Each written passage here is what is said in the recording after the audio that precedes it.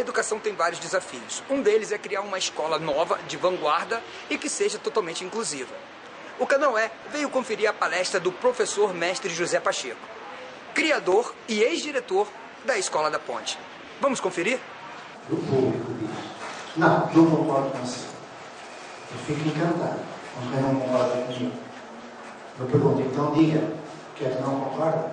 E a pessoa, no eu e tu, de Martin Buber, que eu aceito o outro, aquilo que ele é, na sua idiosincrasia, a manifestação de subjetividade, tem ideias, tem convicções, eu escuto respeitosamente. Então, se alguém discordar, fala.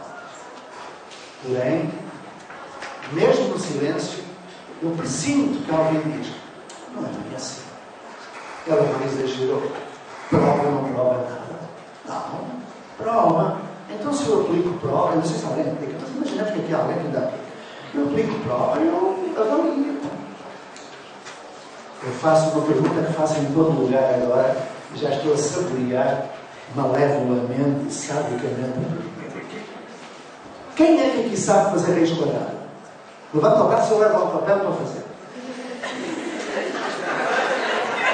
Ninguém não. Eu sou matemática. Está bem filtrado. Meus amigos, viram a pergunta que eu fiz? O mais elementar dos conteúdos da grade curricular nacional do ensino fundamental, que toda a gente aqui fez. Eu já não faço perguntas do ensino médio, faço do fundamental. Não sabem fazer a escola? Tu sabes, Josué? Não. Perguntei porque ela é doente. Olha, eu não preciso perguntar mais nada.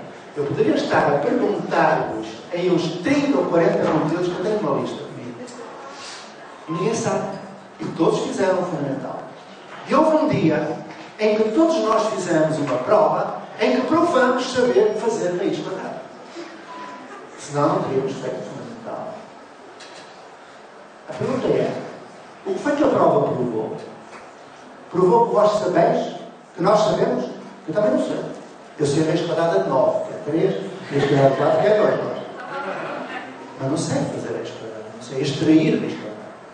Mas eu fiz uma prova. Mostrei ao professor que sabia. Pergunta: eu sabia? Eu sei? Não. Eu fiz apenas uma retenção em memória de curto prazo. Fiz a acumulação cognitiva de uma informação que eu debitei no papel em determinado momento e contexto e depois esqueci. Porque a aprendizagem não foi significativa, integradora, diversificada, ativa, socializadora. Princípios gerais da aprendizagem geram dúvidas sobre os escritos de base. Por fim.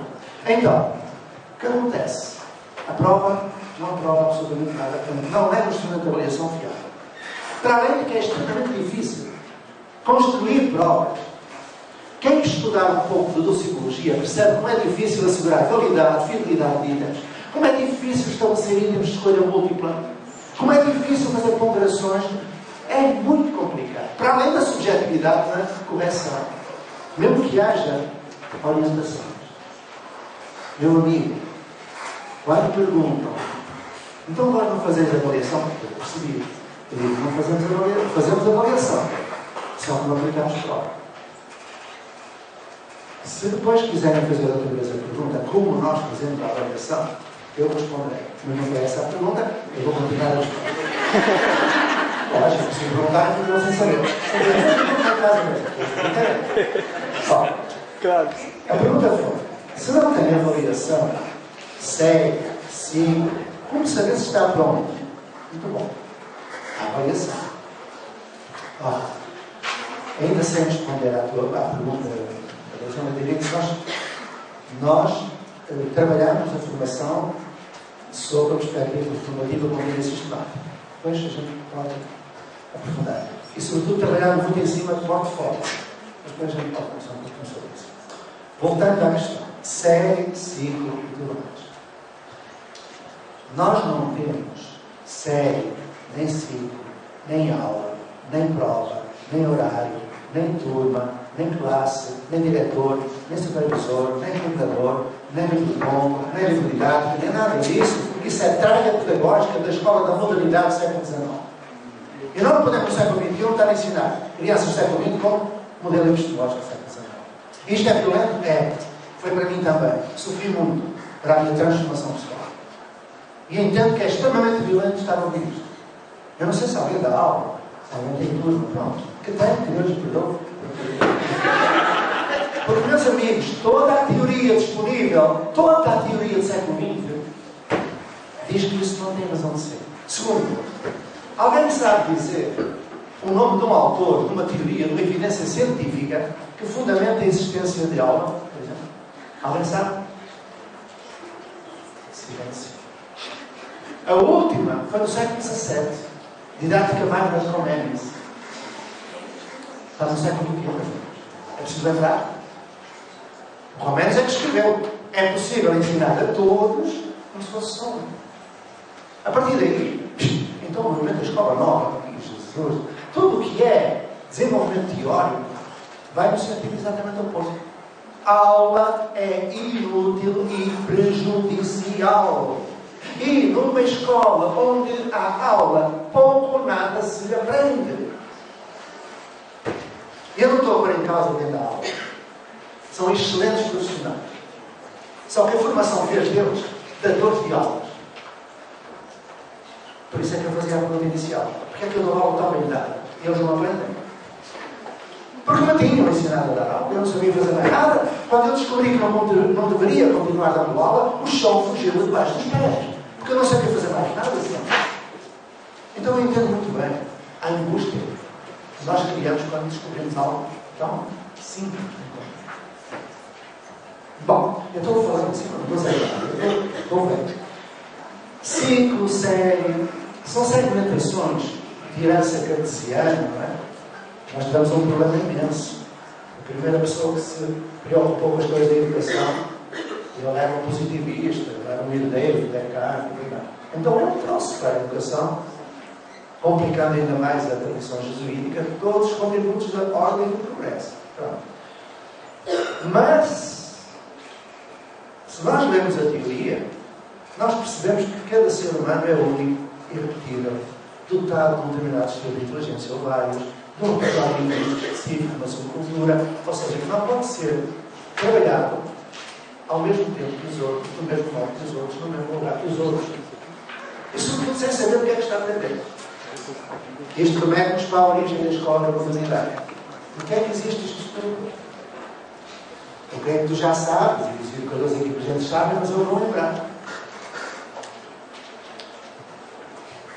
No século XVIII, a maior potência europeia era a Prússia. A Prússia impunha-se pela via militar. E ela associou-se, embora com grandes guerras pelo meio, a uma França dos conventos e a uma Inglaterra da Revolução Industrial. Cada uma puxando para o seu canto. Isto está tudo escrito nos manuais de sociologia, que falamos já. A verdade é que nós herdamos essa escola da modernidade à medida das necessidades da Revolução Industrial. E o que é que ela prevê? Produção em série. Série? Não é. Horários. Padrão. Por que é que uma aula tem 50 minutos? Quem sabe? Eu faço perguntas que deixam as pessoas de veras incomodadas. Porque é uma linha de montagem? É. Mas há uma razão para haver 50 minutos de perguntar e depois explicar. Porque eu sei. Por isso é que eu não dou. Mas se não perguntar, eu fico também, só se só responde a coisas. Continuar. O que aconteceu foi isto. Falando disso. Porquê é que uma escola faz férias? Alguém sabe? Porquê é que para em dezembro e volta a funcionar depois do carnaval? Porquê? Exato, eu já ouvi. Há sempre alguém que já sabe. Depois eu vou chamar o meu colega para vir aqui explicar. Sabe, há sempre alguém que sabe. Ou um professor de matemática sabe fazer vezes quadrada, ou alguém sabe. Ou a origem, só a senhora histórica. Tu queres explicar já? Você pode explicar porque eu vi a entrevista do senhor.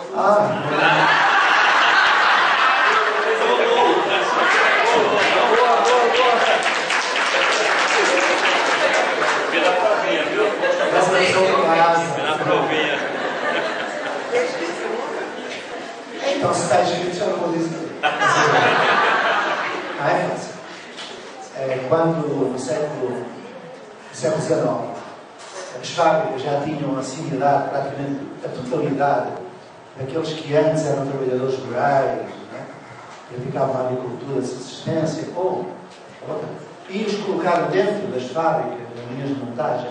A escola e a sociedade esqueceu algo. É que essas pessoas continuavam trabalhando, eram agricultores. E quando chegavam ao tempo das colheitas, eles precisavam da mão de obra dos filhos para ajudar. E a escola fechava para haver trabalho infantil. É essa a origem.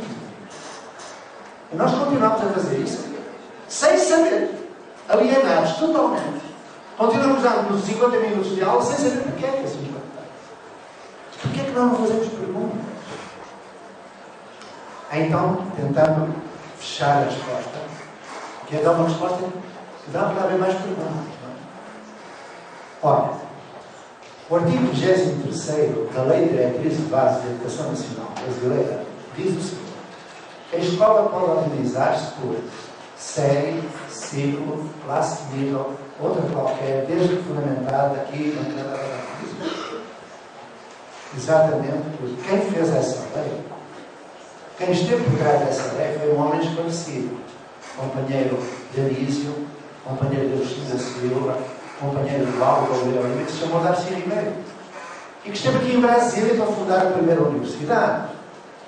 Claro que depois acabou mal. Pronto. Eram os sujeitos que estudaram.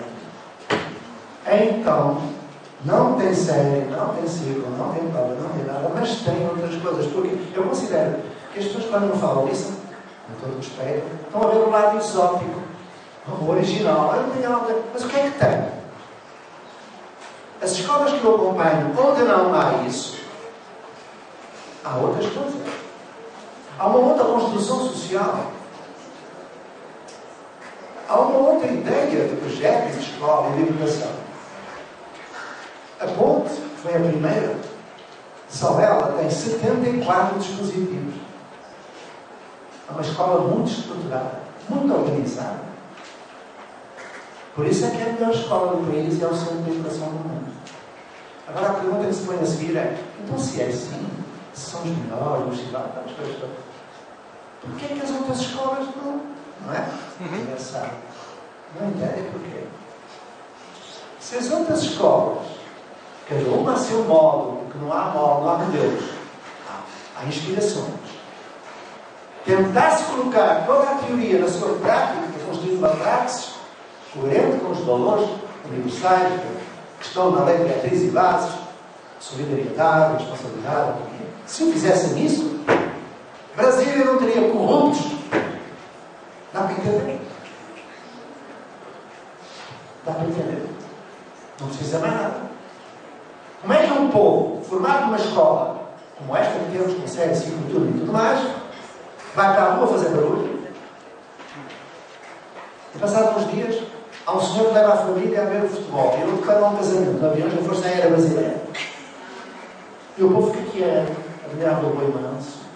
É essa escola que os deforma. Porque quando eu estou a falar de educação, não estou a falar apenas do método clínico cognitivo, estou a falar do afetivo, emocional, sociomoral, estético, ético. E para isso a escola não pode estar organizada no século XIX.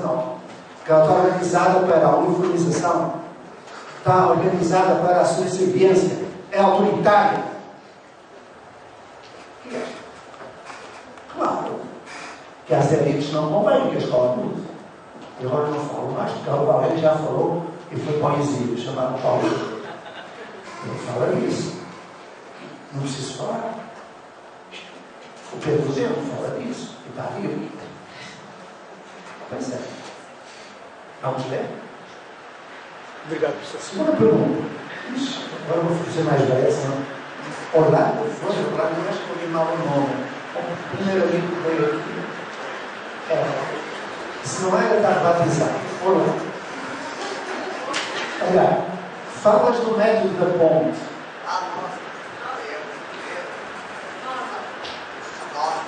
Norton? É o seu contrário. É só o contrário. É. Nossa. Nossa. Este Brasil dos nomes é uma coisa. Há um tempo atrás eu estava lá, aquelas séries dos autógrafos, eu detesto aquilo, e havia a taxa da fotografia lá, mas estava lá. E uma senhora chegou-se a mim, eu já tinha ouvido nomes escrevíssimos, mas todos muito criativos, eu acho. Lá no meu país é tudo Manuel José Maria e a senhora chegou na fila, eu disse, a senhora importa-se então dizer que não, das pessoas, para a fulana. E ela disse, não, mas diga lá, então. Não, então, mas a fila estava imensa e as pessoas estavam, E ela disse, diarreia. Eu nem olhei para ele, diarreia, como é que alguém pode dar o nome deste uma pessoa? Justa causa, um assassinato. Encontrei uma professora que essa tinha um nome muito engraçado. Eu não vou contar mais, porque eu ouvi tanto. Eu perguntei por que ela tinha aquele nome, e ela disse, sabe, é que a minha mãe quis mudar o nome da boneca da minha irmã mais velha. Eu disse, qual era o nome da boneca? A minha mãe foi ver por trás da boneca. Made in USA. Made in USA. Imaginai que se fosse hoje Made in China. Então, o Wilson, o Nelson, o Olson, pronto, depois vai bater aqui. Mosley. Finalmente. Bom, falaste realmente que nós concretizamos utopias. Porque as utopias são realizáveis. A utopia, como diria o outro, não é? Quanto mais nos aproximamos do horizonte, mais ele se afasta, não é? Mas a utopia é realizável. Na medida em que nós consideramos que essa utopia é uma utopia precária. Ou seja, incompleta. Mas vai no caminho do aperfeiçoamento do ser humano. Aí nós fizemos. E de uma forma que eu hoje nem sei explicar. Eu tenho um disparador quando alguém fala para o lado. Porque o professor não ensina aquilo que é. Não ensina aquilo que diz. Transmite aquilo que é. Eu nem sei se fui eu que disse isso, mas eu digo que foi. Claro, agora acertei o nome. Claro, diz: quantos alunos pode ter um professor para dar conta do recado? Quando eu estava na universidade, foi muito engraçado, houve uma discussão. E os meus alunos, que eram muito combativos, disseram: professor, mas quantos alunos é que você tem lá ao ponto? Neste momento temos 1 milhar, mas nós só trabalhamos com 185. E quantos professores são com esses 185? Eu disse: sou eu mais 2. Ui, isso dá 1 para 60. Não, não bom número. O professor não para 100 também não interessa. Não. Tem que haver um número em que seja possível ensinar. Eu perguntei: alguém quer sugerir o número? Eles não conheciam a pesquisa. Há pesquisas recentes que dizem que o número de alunos por turma não é relevante. Não é uma variável a considerar. Mas então eles começaram 14, 12, 10, iam sempre aos pares, até que chegaram a 2 e pararam. Eu disse: não, 2 é uma turma, 1 não é. 2 é uma turma. Ok. Então imaginai que temos de dar aula para uma turma de 2. Como é o vosso planejamento? E um deles disse: eu faço o planejamento para o aluno médio. Eu perguntei: qual é o aluno médio de 2? Para deixar no meio.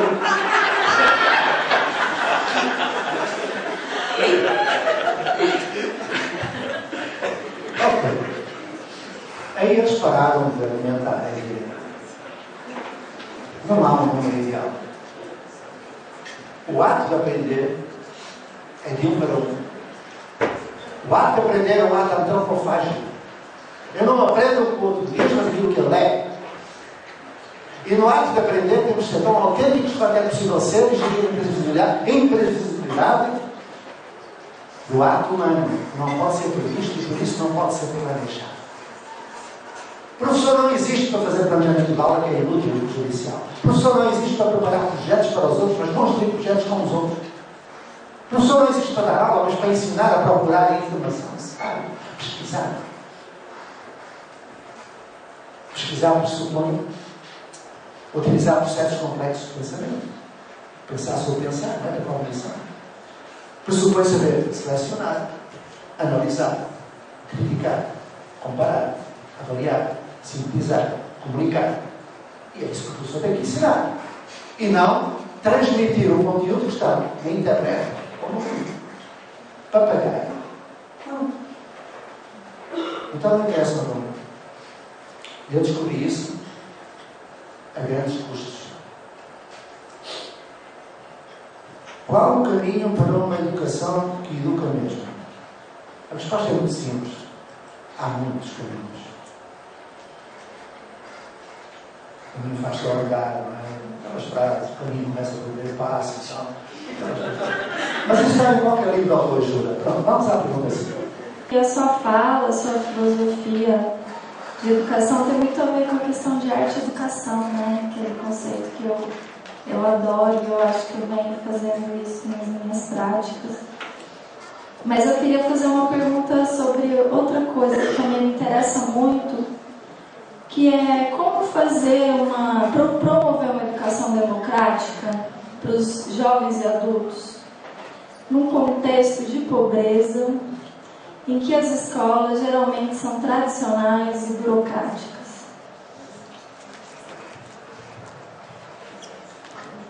Bom, Adasa, nós já nos avistamos uma outra vez e naquela oportunidade, que sempre é muito agradável, claro, você comentou que nós brasileiros temos um defeito. Nós sempre procuramos coisas fora do país, ao passo que temos aqui, né, grandes educadores que já nos deixaram um legado bastante válido.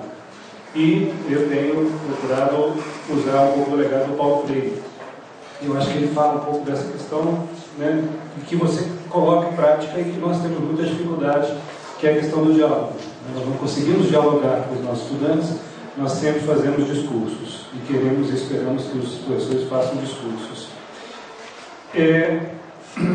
Naquela oportunidade você comentou, e os escritos também de algumas coisas que eu li, reportam que a ponte também surgiu no momento de uma certa crise, né? A crise gerou a possibilidade de surgir a escola da ponte. Eu tenho um grande amigo que defende que a escola só se move, ela só se movimenta quando se chega à crise máxima, se chega ao fundo do poço e não se tem outra saída. Eu queria que você comentasse esse detalhe, se você concorda com isso, se acha que é realmente necessário chegar ao fundo do poço, ou se há alternativa à salvação para se modificar a escola, e se colocar na escola essa possibilidade de diálogo que o Freire nos sugeriu já há 50 anos, e que nós temos tanta dificuldade em aceitar o fato de que somos opressores e oprimidos na escola e reproduzimos a sociedade. E se a gente aceitar isso, eu acho que a gente percebe que a gente está no fundo do poço. Hoje em dia o discurso monólogo. Mas isso vem é contrário à tradição da solidão de sala de aula. Nós somos formatados para estarmos sozinhos numa sala de aula, e portanto sozinhos criamos um monólogo. A ponte surgiu durante uma crise. E essa crise foi a reação à Revolução da Abril. Houve uma revolução, houve uma reação, e a ponte situava-se, e situa-se, há quase 40 anos, não é? No lugar mais conservador de Portugal, que é a Diocese de Braga. Dizem que é mais conservadora que a de Roma. E agora com o Papa Francisco, acho que muito mais, não é? Então, era um bispo muito reacionário. Então ela surgiu no pior dos lugares, na pior das crises. Metade da população da cidade estava emigrada por crise no texto. Havia muito analfabetismo, tráfico, enfim. Efetivamente é assim. Eu penso que a escola só se move quando atinge, como tu disseste, o fundo do poço. Eu acho que nós já atingimos no Brasil o fundo do poço. Sabes que há 30 milhões de analfabetos. Eu há bocadinho dei esta informação a uma senhora chamada Luísa. E eu não gostou. Penso eu. Sabem quem é? Pronto. 30 milhões de analfabetos mostram que chegamos ao fundo do poço. Mas eu poderia dar mais indicadores. 4 milhões de jovens estão fora da escola. Metade desiste dos cursos de ensino superior. 8% dos estudantes universitários são analfabetos funcionais. O sistema desperdiça anualmente 56 bilhões de reais. Máfias de transporte, corrupção. Chegamos ao fundo do poço há muito tempo. E a escola não ensina. senão nós saberíamos fazer bem estudado, não é? E saberíamos a fórmula do cálculo do número da esfera, e os titulares das capitanias hereditárias, e os afluentes à margem esquerda do rio e tal. Não sabemos. Isso aqui não serve para nada. Não me faz mais feliz, nem utilizo. Alguém já utilizou, durante a vida, o sêmio atingente? Já utilizou as fórmulas químicas que tornam? Já utilizou? Claro que não. E há tanta coisa que a gente tem de aprender que a escola não ensina.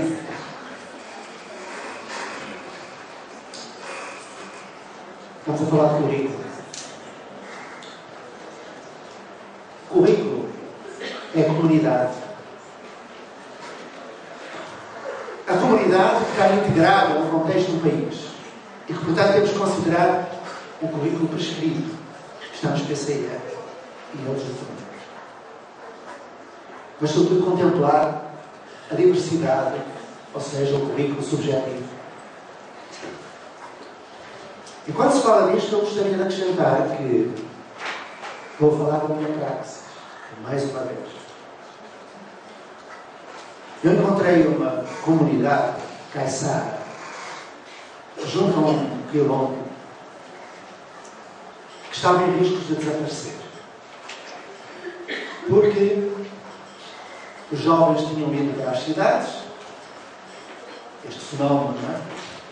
Eu estive numa comunidade indígena, não vou dizer onde foi, mas ali, aos lados da cabeça do cachorro, e eu assisti a coisas incríveis. Os jovens, a Globo chegou lá, a Globo e a Record, e os jovens índios, agora só querem Nike, 2 celulares, e querem ir para as cidades. Aquela velha história, não é?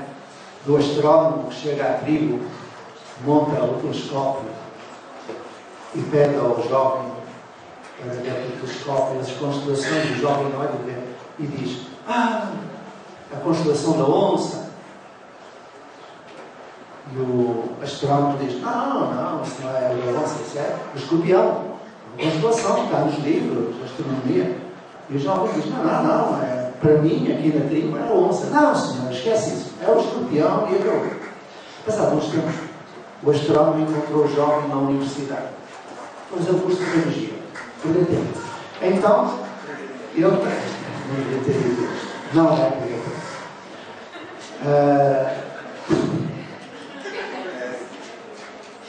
E o astrónomo perguntou ao jovem: então, tu já consegues ver a constelação do escorpião? E ele: agora eu vejo o escorpião. Bom, mas agora já não consigo ver a onça, porque um dia o escorpião matou a onça. Grande metáfora. Então, nessa comunidade, o escorpião estava prestes a matar a onça. Bateu no fundo, porque era tráfico, prostituição, porque não havia escola, porque a escola era longe, o acesso era por mar. As professoras não queriam ir, porque tinham medo de ir no barco quando havia tempestade, não chegava por lá.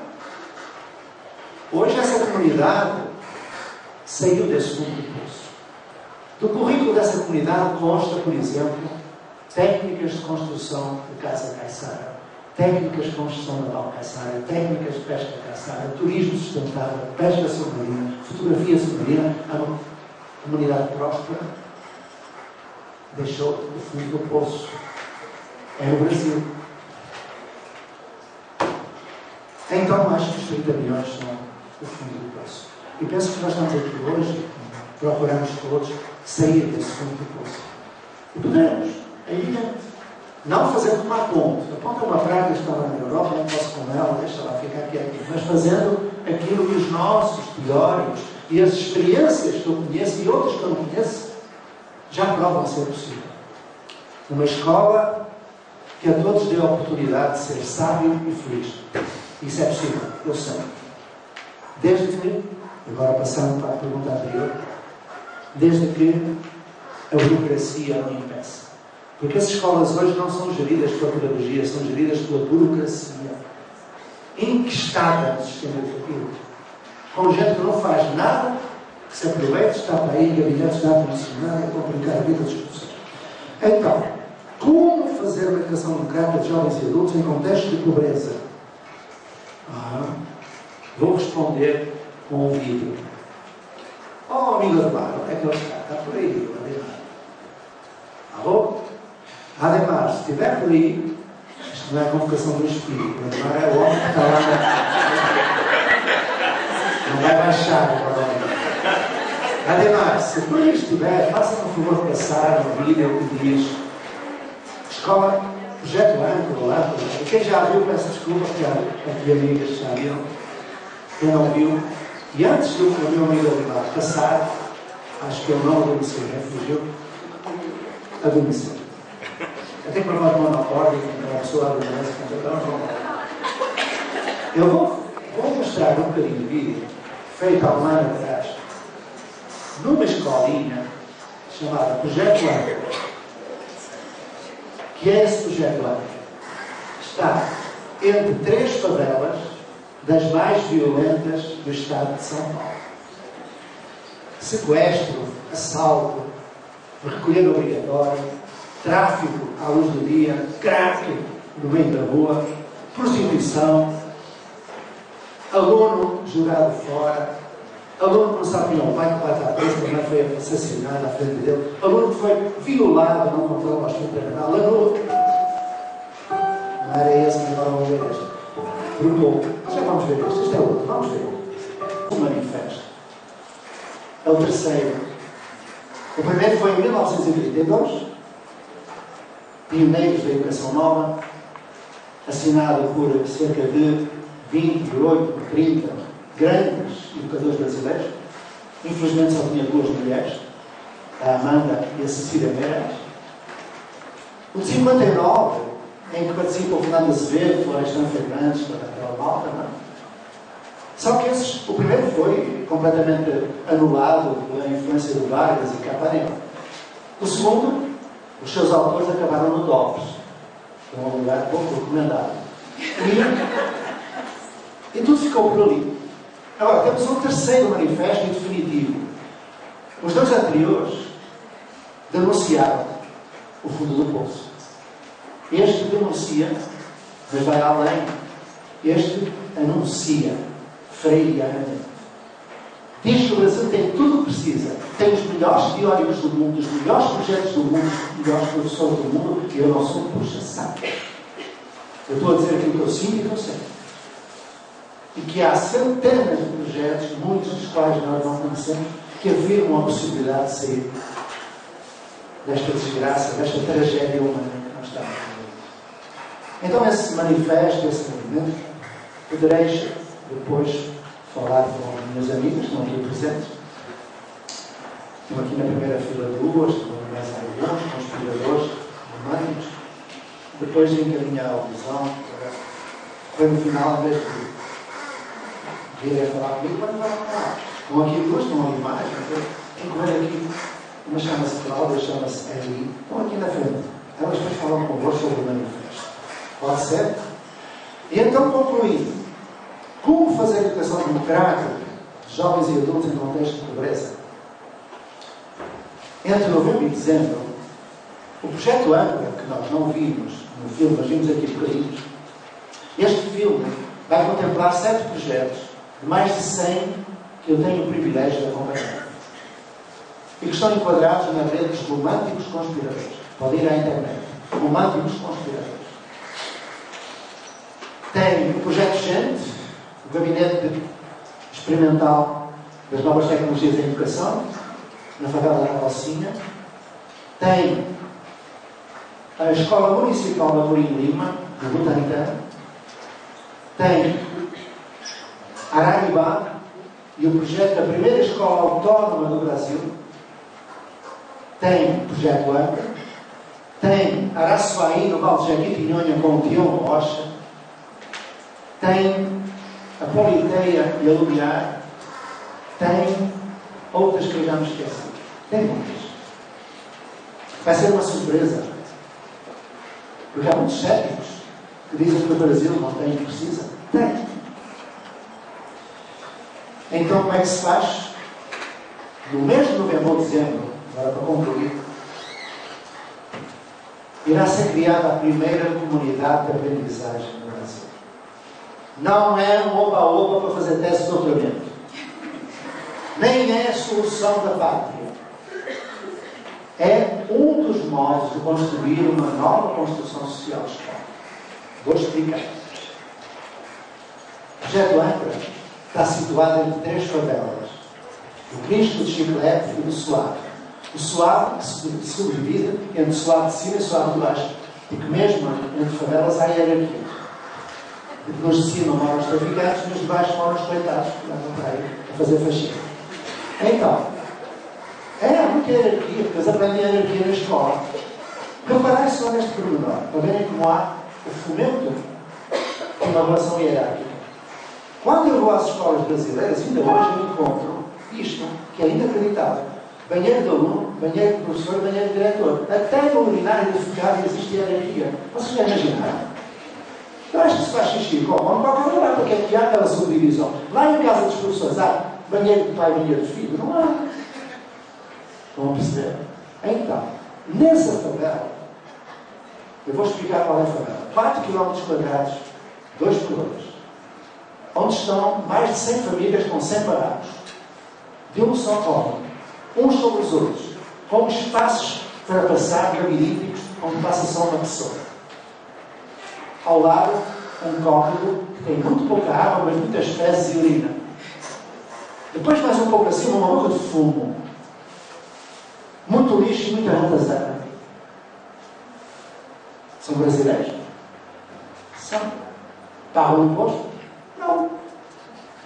A família mais rica da minha escola, do José Blanca, tem um rendimento mensal de 2 salários mínimos, por mais rica. Só que agora temos pedidos de vaga de filhos de advogados, médicos, arquitetos e professores. E é. Bom, isto foi quase como aconteceu lá em Portugal, para o ponto. Nós andamos muitos anos, éramos a escola dos pobrezinhos e dos maluquinhos.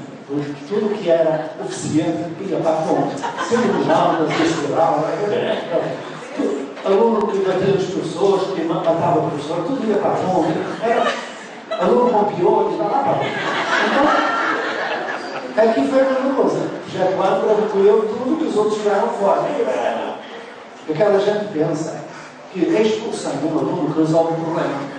Apronta, expulsa. Aqui há dias dizia uma pessoa, sabe, eu não perco tempo. Ele apronta, eu para lá fora. Ao fim de 3 vezes é expulso. Eu disse, a senhora pensa que se libertou? Eu disse, com certeza, nunca mais o quero ver na minha vida. Eu disse, mas vai encontrá-lo. Como? Daqui por uns anos, a senhora vai dirigindo, para num semáforo e ele aparece com um fuzil apontado à sua cabeça. Se eu disparar, tanto melhor. Já parece, eu não estou dizendo nada. Continuamos. Estávamos nós, ao fim de alguns anos, com esses alunos e não é que há uma prova nacional para o Brasil. E não é que os nossos alunos foram os melhores entre as milhares de escolas do país. Aí não é o seguinte. Os engenheiros, médicos, juízes mandaram os filhos todos para a escola pública. Então, se eles estavam a pagar dinheiro numa particular, eles aprendiam tudo na ponta, na ponta, de graça. Foi espetacular. Porque eles entraram, as crianças são todas bonitas, quer venham da favela, quer venham do lar, bem constituídos, são todas bonitas as crianças. Só que umas traziam piolho e as outras traziam uma coisa chamada gel, aquela altura, com esse gel no cabelo. Isto foi há 30 e tal anos. Um processo fantástico. Eles trabalhavam em equipes, juntavam as casinhas, o piolho passava, o gel secava, o piolho morria, a gente cortava. Era a fase de piolho com gel. Foi uma fase crítica, fez mudar tudo. Deixou de haver escola de pobres e de ricos, passou a haver escola de todos. Ricos, não é? A escola de ponta é pública. É pública. Só que é autónoma. Não obedece ao Ministério. Obedece à sua comunidade. É gerida pela comunidade. Então, em novembro ou dezembro, a primeira comunidade de aprendizagem do Brasil será criada. Com quem?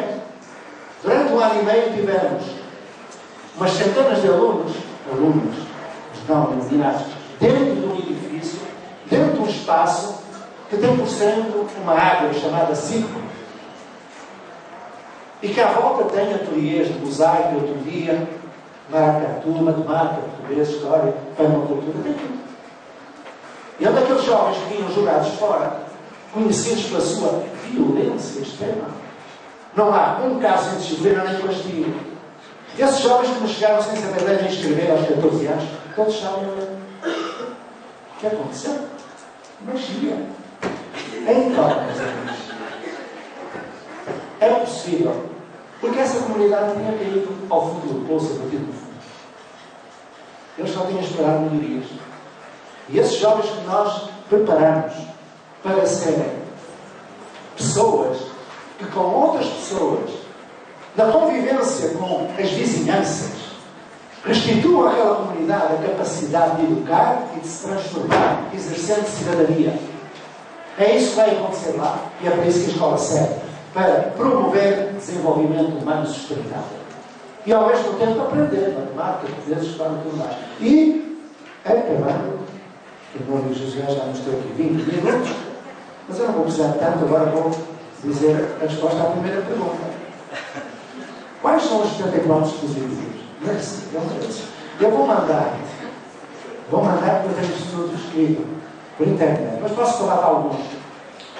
Eu já sei, preciso de ajuda, eu posso ajudar a Assembleia de Escola, a Caixa dos Segredos, a tutoria, tem muitos. Como é que é a avaliação da Escola da Fonte? Cá vai um episódio, um perdoa quem já escutou, um episódio onde está tudo, a avaliação prontinha. Cá vai. Imaginai, mas foi verdade, imaginai, 7 jovens, 13 a 18 anos, histórico, assalto à mão armada, assassinato, prostituição, tráfico. Nenhuma escola os recebia, estavam na fé. Foda-se em casa. Muda o nome, continua tudo igual, mas então, isto foi há 36 anos atrás. Como é que é a avaliação? Cá vai. Eles entraram, sentaram-se, e nós perguntamos: o que é que querem fazer? O que é que querem saber? Eles olharam para nós com aquele lado de fé. Nós estás a falar a verdade, não é? Aqui é assim. Não engraçado. Então, eles disseram que queriam. Olha, eu queria trazer uns pássaros que eu tenho lá no ferrão. Podes? Pode. E os outros disseram: é melhor, porque os guardas já disseram que vão matar os pássaros. Eles sujam tudo, fazem uma barulheira. Eu perguntei: então, ponham aí, objetivo. Eles: o que é isso? É o que nós queremos. Objetivo, 2 pontos. Trazer os pássaros. Onde ides colocar os pássaros? E um deles disse: eu dou uma ideia. Eu trabalhei num condomínio, eu ajudei a fazer um viveiro, uma coisa muito grande, tem árvores dentro, os pássaros andam quase a liberdade. Eu perguntei: é isso que queres fazer? Podemos. Eles eram bons a serrar, a cortar, a tirar também, mas eram muito bons. Aí eu disse: como é que metros quadrados, roupas, sublutos, medidas de área, bem. Que pássaros são? Qual é o habitat? Qual é o predador? O que é uma cadeia-troca? Ao fim de meia hora, eu tinha construído com eles um projeto de pesquisa, com um guião de pesquisa com 74 conteúdos geográficos pela Câmara Nacional. Para aprender em 2 semanas. Para fazer um viveiro. Eles precisaram de aprender. Portanto, pesquisaram. Pegaram a informação, transformaram-na em conhecimento, com a mediação dos educadores. E do conhecimento passaram a ação. Competência. E nessa altura o Gardner e o Perriot ainda não tinham nascido. Estou lá há 36 anos. Não tinham nascido para a pesquisa. Enfim, ao fim de 9 dias, eles tinham construído a viveiro, meteram os pássaros e foram a um dispositivo da ponte e escreveram: os 7 da FEBEM fizeram um viveiro. Quem quiser aprender 2 pontos. 1. Como se faz o viveiro? 2. O que é uma escala? 3. Como se calcula o cartão? Qual é a despesa? Como é que se calcula o lucro? Como é que se calcula o desconto? Não é? Imaginai, sexta-feira, depois da Assembleia, a Assembleia todas as sextas, e saem centenas de alunos, sentam-se no gramado, à volta do viveiro. Os 7 da FEBEM trazem umas cartolinas com os cálculos e tudo, e começam a explicar. O primeiro pegou uma régua e disse: olha, nós vamos explicar como é que nós trabalhamos com uma escala. Repare, cada centímetro neste bocadinho aqui equivale a 2 metros na realidade. Nós vamos mostrar. Pegaram uma régua, bem. E os jovens que estavam escutando, como se calculava a direção, o que era um predador e tal, começaram a levantar a mão: olha, eu não entendi bem. E o outro explicava: eu vou explicar. Os professores que estavam junto deles, o professor de matemática, com o seu registro de avaliação formativa, contínua, sistemática, centrada em processo, começou fazendo o registro de evidência de aprendizagem para constar no portfólio. Tão simples. Porque ali havia aprendizagem, ali havia pesquisa. Aqui há um tempo atrás eu fui a uma escola, foi muito engraçado. A história está a acabar, mas agora acho interessante esta pesquisa. Quando eu entrei, a diretora disse: olha, nós somos construtivistas, sabes? São escolas que são construtivistas até ao quinto ano, depois são destrutivistas ao terceiro ano. Aí eu disse: bom, porque é preciso ser destrutivista, mas já era um oficial mágico. Então, deu-se um pouco. Então eu perguntei: mas porquê é que diz que é construtivista? Porque nós acreditamos muito pesquisa. Bom, o senhor quer ver? Quer? Não. Levaram a matéria junto com um jovem. Senta aqui, senta aqui. Não, mostra aqui. O senhor abriu o caderno e tinha assim escrito: o tubarão. Eu disse: então tu quiseste estudar o tubarão? Ele: não quiseste, estás a estudar. Sabe como é? É sempre assim. A professora perguntou: o que é que querem estudar? Eu levantei o braço e disse: eu quero estudar robótica. Mas a maioria queria o tubarão, faz uma votação, a maioria agora tem que fazer o tubarão. E o que é que tu já estudaste tubarão? Leia aqui. Eu li. Dizia assim: o tubarão não pode parar de nadar, abrir parênteses, conforme a gravura anexa, fechar parênteses. Porquê? Eu perguntei: onde é que está a gravura anexa? Tio, está lá no livro. E porquê é que tu escreveste aqui o parênteses conforme a gravura anexa? Porque está no livro. Aquela criança não estava a fazer pesquisa, estava a perder tempo. Estava a pastar. Então, fechando, pesquisa. Eles tinham feito pesquisa, tinham transformado a informação em conhecimento. E, finalmente, a parte mais interessante. Quando nós falamos de educação integral, não queremos nós falarmos disso, em um lugar mal frequentado, mas que a gente tem medo, não é? Estou brincando. A criança grande de vez em quando vem cá fora. Devia estar calado, não é? Então, é que a educação integral não é meramente cognitiva, é afetiva, emocional, sociomoral, ética, estética, espiritual. Então, eles fizeram uma coisa que me deixou. Eu tenho que passar rápido porque eu lá eu venho e começo a chorar. Eles tiraram um paninho e vinha escrito: os 7 da FEBEM fizeram este vídeo e oferecem à nossa escola da Ponte pertença, identidade. Imaginar centenas de jovens levantando-se, batendo palmas, cumprimentando, abraçando os 7 da FEBEM. Eu costumo dizer assim, muito poeticamente, foi nesse dia que nós deixámos de ter 7 jovens da FEBEM, passámos a ter 7 seres humanos maravilhosos, que hoje têm mais de 50 anos, são seres socialmente realizados, empreendedores, autónomos, solidários, tudo aquilo que se deseja. Avaliação. Quando sinto que já sei, partilho com os outros aquilo que eu sei. É o nome do filme. Quando sinto que já sei, partilho com os outros aquilo que eu sei. É isso a avaliação. O resto. E então, como começar? Não sei. Eu não começo a ser moda e se... eu sei que este grupinho da agroecologia que eu conheço bem, gente maravilhosa, com professores fantásticos, tem de ser realmente bem acarinhado dentro desta faculdade, deste instituto. Porque eles já começaram. E já começaram da melhor forma, interrogando-se, trabalhando, partilhando, em equipe, professores, alunos, eu conheço alguns. Então estão em permanente estado de transformação. Eu penso que este Instituto deve acarinhar esse grupo. Eu não estou a pedir nada, estou a sugerir, porque é disso que se trata, porque é vantajoso para o Instituto que faça isso. O curso da agroecologia. E já acabei. Pronto, já sei. Agora já me faltam 10 minutos, não? Sim. Só perguntar aqui. Bom, o Adilson pagou o auditório até às 16 horas. Então a gente só pode ficar até 16 horas aqui. Pessoal, temos ainda 15 minutos. E eu acredito que vocês têm muitas inquietações, muitas perguntas. Tá? Princípio educativo. O que seria isso? A gente fala muito disso, mas é pouco compreensível isso para a gente. Né? Nós estamos numa instituição de educação profissional e tecnológica e que os debates estão colocados, né? E muitos acham que a nossa finalidade é instrumentalizar, preparar para um mercado imediato.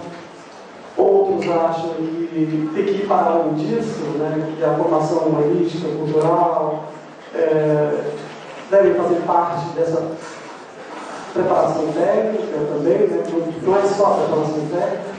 E aí a gente tem esses conceitos que surgem, né, principalmente desse viés do Alexandre, de o trabalho como princípio educativo. O que é o trabalho como princípio educativo na sua percepção? Né? E uma outra questão é que nossa instituição, aqui no Distrito Federal, é muito nova, ela tem 4 anos, mas em outras unidades da Federação já tem mais de 100 anos. Há muitas críticas em relação a esse formato de, no mesmo espaço, a gente contemplar de formação inicial continuada, ensino médio, ProEja, licenciatura, pós-graduação. Tem muita gente que diz que isso não vai dar certo. Essa diversidade tende a não funcionar, e foi feita para não funcionar, enquanto que outras pessoas acreditam que é justamente essa diversidade que faz com que essa instituição seja desafiante. Eu queria seu comentário a respeito disso, porque nós estamos em uma encruzilhada e estamos vivendo uma situação que não deve, que é construir tudo ao mesmo tempo e agora. E isso traz para a gente muitos desafios e, ao mesmo tempo, algumas cautelas. Aí eu queria te ouvir a respeito.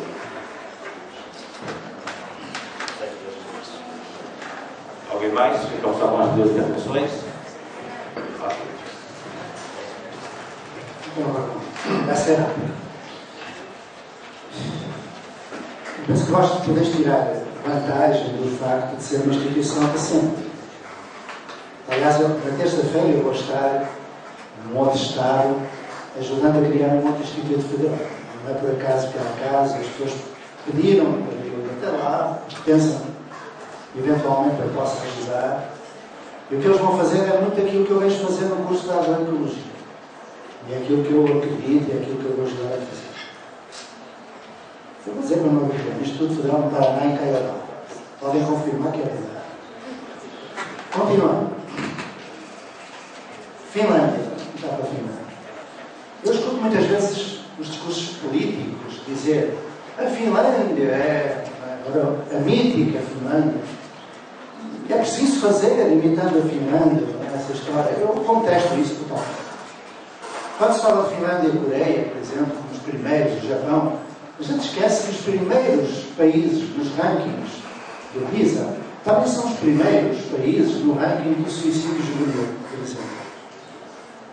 E, quando se fala do apelo à Finlândia, esquecemos que esses políticos,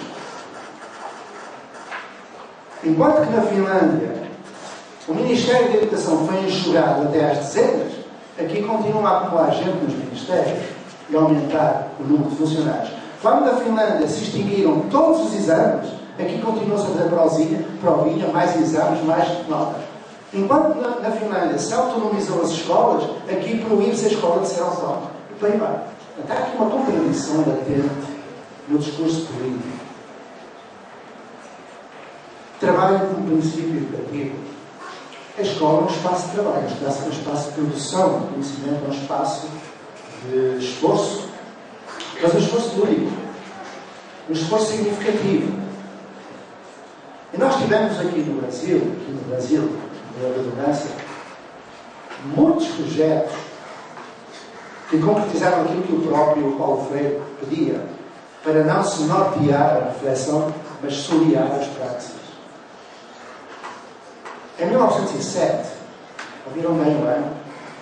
Vou repetir. 1907, há 106 anos, em Sacramento, Minas Gerais. Sabem onde é?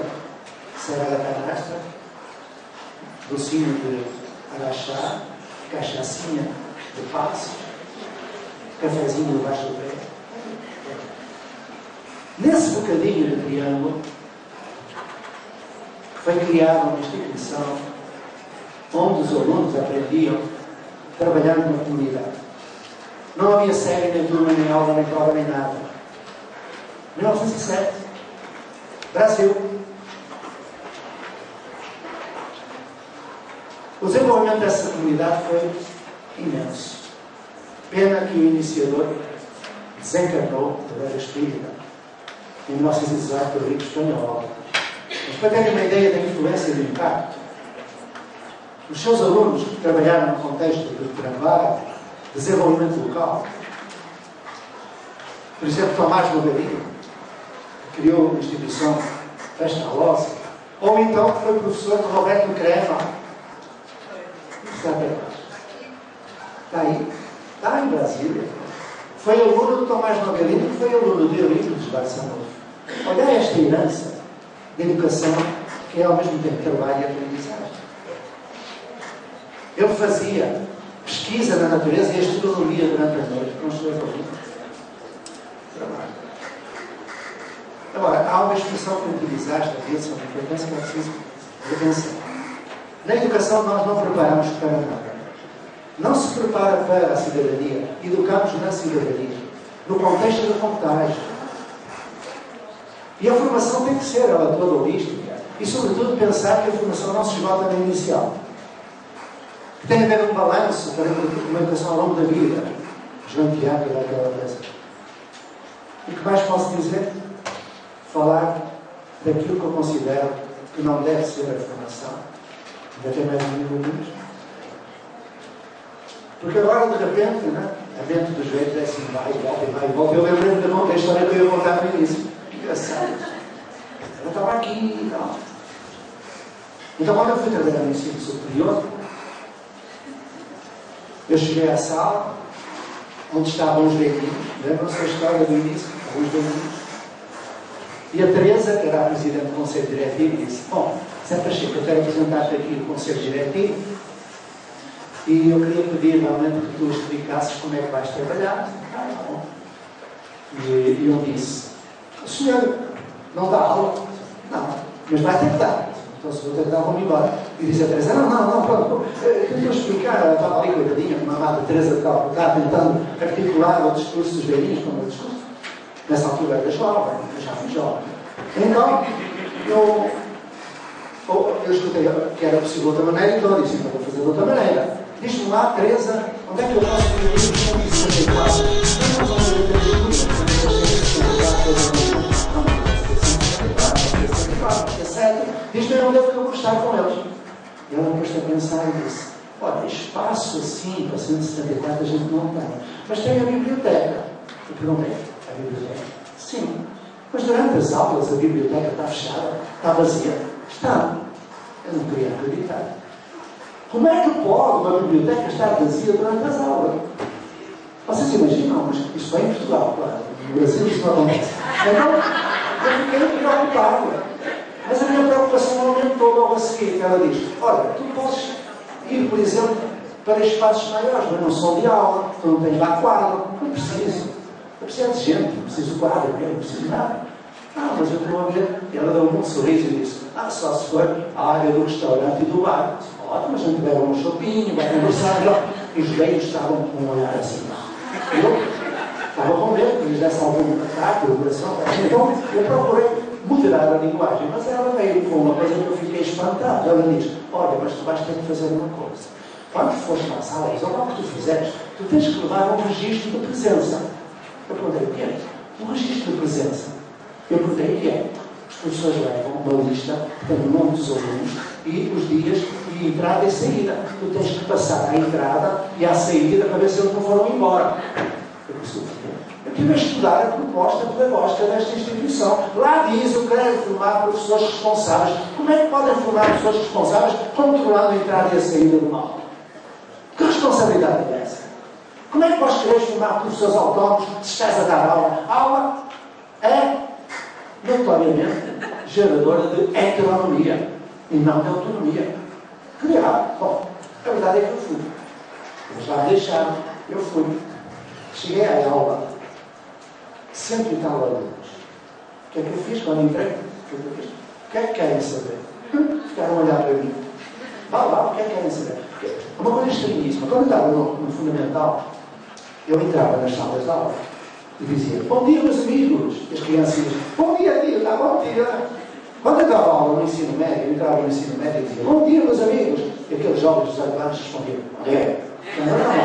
Quando eu entrava nas aulas de ensino superior, dizia: bom dia, meus amigos. Eles escreviam: bom dia, meus amigos. E eles estavam.